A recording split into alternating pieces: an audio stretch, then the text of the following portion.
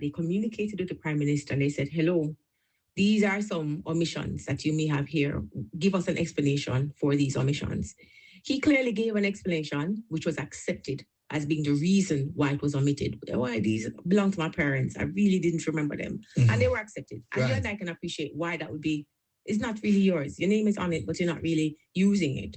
And so having notified him about these omissions, they gave him another opportunity to resubmit this statutory declaration now with the correct information. So they closed off the questions that they were asking in relation to the statutory declaration and invited him, it appears from the report, to resubmit this declaration.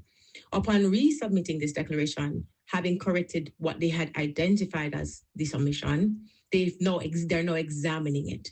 It is upon the examination of it now that further questions arose as it related to financial transactions that they would have seen on the documentation. And when you submit this information on the declaration, the agency is empowered to go and verify. So if you said you have 10 bank accounts and you have $10 in each, they're literally going to verify whether or not you have the 10 bank accounts with the $10 in them. Just like how the auditors operate. Correct. When they come to your business place or your audit you. Yeah. So what they did was they went through and they then discovered that they had more questions than answers. Wow. Okay? Okay. So it's in the questioning now. And if you look at the report, you will see that there were many questions. There were emails that were sent asking for different information. I think on one hand, they even sent in and asked for information relating to a credit card. So there was a series of exchanges where there was information, additional information that was being requested over a period of time. The information was gathered and the information has to be assessed. One of the mechanisms that it appears that the Integrity Commission uses when you file a statutory declaration are analysis or methods of analysis. These methods are what allows them to determine whether or not there is an over expenditure in income, whether or not there are lots of assets which you are not accounting for. And the test is really to see whether or not what you say you earn, what you own equals to what you earn, that you can afford what you're talking about. Right. So that the test is really, so the letters will be sent, the information will be requested because you're verifying the information as it relates to your salary. And the reports probably would have been ready before the salary increase.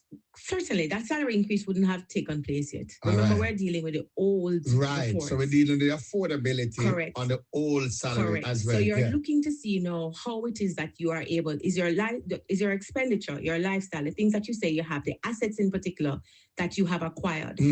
Would you have been able to acquire those assets on the income that you have? And this is where the questions started to come forward. Right. So the questions are now in relation to whether or not, let's take, for instance, you have a charity. The charity is connected to a question surrounding an asset that was purchased. And the asset was purchased. The Prime Minister has faithfully been able to say, I contributed a particular amount to purchase that asset. But when they're doing the math, there's a portion of that asset, and I think this is in relation to the bond. There's a portion of the cost of the bond that cannot be accounted for by the assets. And so the question they have is, was this money taken from the charity? And they can see the sum. So when they're taking and you hear a lot of this talk about the forensic auditor, the forensic accountant. What he's doing is he's tracing the deposits. So if you have over 3,800 transactions, he has to go through all of them and be able to apply them to a particular expenditure. So when you're doing the statutories, you're looking now for the mortgage payments, the car payments, the monies where you say you pay on dry cleaning, all of them, something there is there. With a fine comb. So you're looking now to be able to apply, it's like a jigsaw puzzle. You're applying the expenses that you see through these transactions to what has been declared to say, yes, are true, this you earn, this you earn. And so where there are questions now, the forensic accountant comes in and he's able now to identify the possible areas where this money has come from. And that's what he did. So he crafted this report now to look at what it is that he saw in terms of the transactions. Where they seem to have had a challenge was having identified these transactions and in an attempt to put them along with how they say what the expenses are, to be able to explain how these assets come about. They asked the Honourable Prime Minister, may we have a copy of your personal expenses?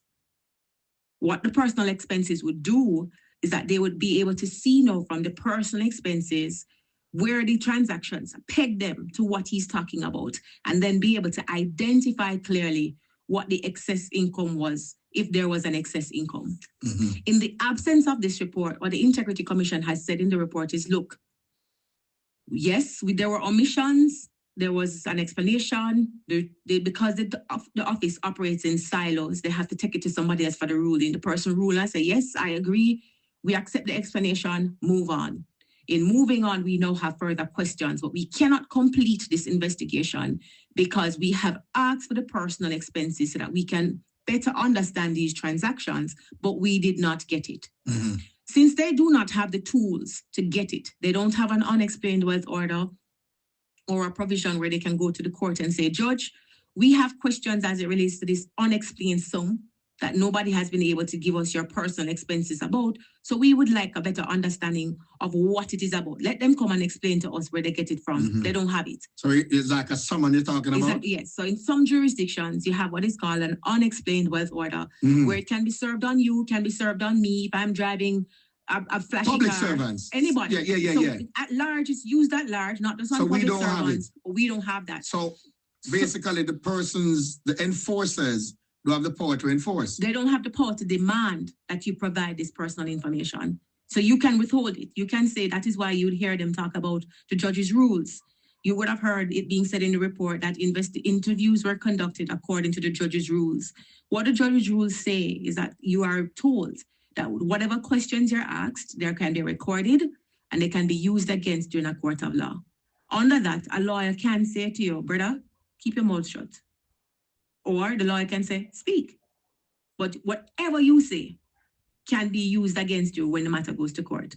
Break down this for me in the context of the PM, because you're saying that there's no, that the order, So we don't have an unexplained wealth order. So what the Prime Minister has said is, from the report, you hear it being said clearly that the Integrity Commission investigators asked for the personal expenses to be provided. And that was not provided. And since it was not provided, them stuck. It's a hurdle. Them can't move because without the personal expenses, they cannot. Remember I told you to think about it like a puzzle? They can't put the figures into the personal expenses to be able to clearly identify what sum is outside of the income then. How to explain it. They can identify it because they have not been able to properly look at what your personal expenses are to correlate them to the transactions. In light of that, and all the questions swirling and different areas of the society having their own interpretation and so forth, what then is the solution to all of this? Well, let's take it to where it is now, where it's at. The reason for going to the FID. It goes to the FID, the Financial Investigation Division, because as the person who is equipped or the entity that is equipped to investigate such financial queries, they have the tools that they can apply now to go and get this information without asking. So it's a question. Who heads that? Come back to you with the name. It's on the tip of my tongue. Oh, because I asked because I was thinking that somebody was in the running to head that organization. One of the things you want to appreciate, though, even though you ask who it is, because sometimes I hesitate to tell you who, because it's not the focus is not on the head, the who, but the office itself. On the office itself. Yeah, sometimes. So here, I want you to appreciate the office, just for the purpose of what we're talking about. Yeah. So let's not conflate it, right? All right. Mix it up. Yeah. Let's appreciate now that it comes to FID. For FID now to utilize the tools that they have of investigations to drill down and get the expenses. How long should the public wait? Well, that's a question now. We are of the view, and I say we as in civil society, persons who have discussed it from our angle, that it needs to be done with alacrity. It needs to be done quickly. It needs to be placed on the burnout. But this is where the rubber hits the road. When you'd have read the Gleaner some time ago, and they would have pointed out that the report from the Integrity Commission could be subjected to a judicial review. A judicial review is where the party comes before the court and says, this review has errors, there is wrong, it should be reviewed, and they put forward a reason to the court for the court to decide whether or not there was something really wrong, whether the report was wrong, and where in fact the report went wrong. There are many maneuvers within the court system No. that will facilitate delays. And this is, I think, where the society and myself and you should be focused on. We should be focused on, in matters like these, to reduce the delay within which the system operates when it comes to matters touching and concerning corruption. Why? We have individuals like the Honorable Prime Minister who is keen to protect his reputation. Yes? As quick a clock. And then when you use the ambit of the law. You wouldn't want to have this matter delayed as it is in the case of the former Minister of Education, where we're approaching 6 years and we haven't had anything determined. So for on his... That's a long time, man. Long time. You're talking about Mr. Reid? Yes, man. A long time, man. 6 years gone? You can't correct me if I'm wrong. Why you listen to them say? No, wait. Google it, you know. A 6 year? A good time. And we're 6 years? A good time, man. To try a public case? A good time, but that is why I say... Jesus, Father. Remember there, so this is what... Assalam? That before COVID? Hold on there. I don't think me... No, man, 6 years so long. Me not believe well, I said it's approaching, you know, I never tell you 6. Okay, I still with the parameters even with the timeline. You say it's a good while now. Yes? So the point I'm making is whether it is 4 years or 5 years or 3 years. That 3 years is perhaps my guilt.